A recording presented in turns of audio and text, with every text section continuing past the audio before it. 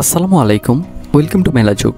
Hello প্রিয় দর্শক, তো আজকে রয়েছে আনসার সদস্যদের জন্য একটি অত্যন্ত গুরুত্বপূর্ণ আপডেট।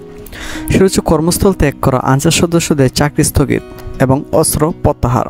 অর্থাৎ যে সকল আনসার সদস্য এখন পর্যন্ত কর্মস্থলে নেই বা যারা কর্মস্থল ত্যাগ করে চলে গেছে তাদের জন্য কিন্তু মূলত এই বিধিনিষেধটা আসতে চলেছে এবং কি তাদেরকে কিন্তু চাকরি থেকেও স্থগিত করা হতে পারে।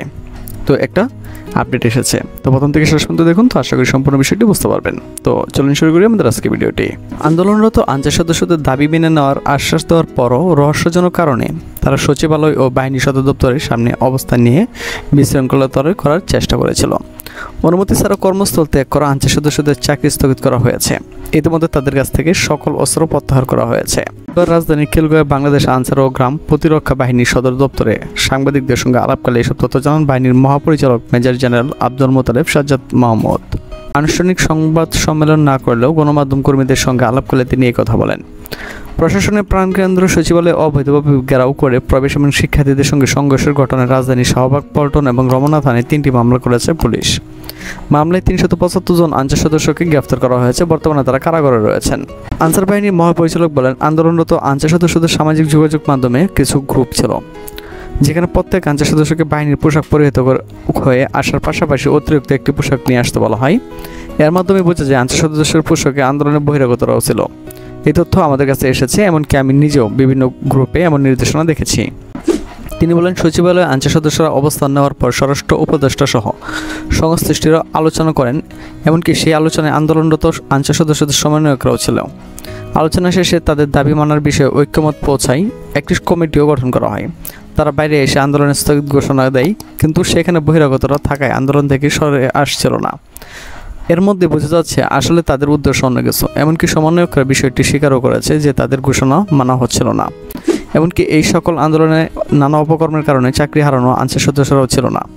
আন্দোলনটা শুরুতে আনসার সদস্যদের থাকলেও পরবর্তীতে এটা অন্য কারোর হাতে চলে যায়। তবে আনসারদের দাবি যৌক্তিক ছিল উল্লেখ করে আনসার বাহিনীর মহাপরিচালক বলেন, আমরা দ্রুত সময়ের মধ্যে তাদের দাবি বাস্তবায়নের জন্য কমিটিও গঠন করেছিলাম, কিন্তু তারা সকল কিছুর বাইরে যে একটি অস্থিতিশীল পরিস্থিতির সৃষ্টি করতে চেয়েছিল। এই ঘটনায় বেশ কয়েকটি মামলা হয়েছে, অনেককে গ্রেফতার করেছে পুলিশ। গুরুত্বপূর্ণ স্থাপনার নিরাপত্তা দায়িত্ব ফেলে আন্দোলনে যাওয়া আনসার সদস্যদের বিরুদ্ধে কী ব্যবস্থা নেওয়া হবে তা জানতে চাইলে আনসার ও গ্রাম প্রতিরক্ষা বাহিনীর DG major general Abdul Motaleb Sajjad Mahmud বলেন, আনসার সদস্যরা দেশের বিমানবন্দর সহ কেবিআই ভুক্ত স্থাপনার নিরাপত্তা দায়িত্ব পালন করেন, অথচ তারা সেই সকল স্থাপনার অরক্ষিত অবস্থায় ফেলে আন্দোলনে এসেছেন। এছাড়া শৃঙ্খলা বাহিনীর সদস্য হিসেবে অনুমতি ছাড়া কর্মস্থল ত্যাগ করার সুযোগ নেই। ফলে শৃঙ্খলা বাহিনীর সদস্য হিসেবে তারা যে কাজটি করেছে তাদের সবাইকে আনসার বাহিনীর আইন অনুযায়ী ব্যবস্থা নেওয়া হবে। তিনি আরও বলেন, ইতিমধ্যে তাদের কাছ থেকে যে সকল অস্ত্র প্রত্যাহার করা হয়েছে, কারণ অবাধ্য কারো হাতে অস্ত্র থাকলে সেটি দেশ ও জাতির জন্য ঝুঁকির কারণ।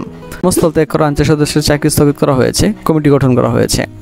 যারা কর্মস্থলে ফেরেনি তাদের পলাতক হিসেবে ধরা হয়েছে। যারা সাধারণ আনসারদের ইন্ধন দিয়েছে তাদের বিরুদ্ধে আইনানুগ ব্যবস্থা নেওয়া হবে। আরেক প্রশ্নের জবাবে তিনি বলেন, গোপালগঞ্জ জেলায় 29,000 আনসার সদস্য নিয়োগের তথ্য সঠিক নয়।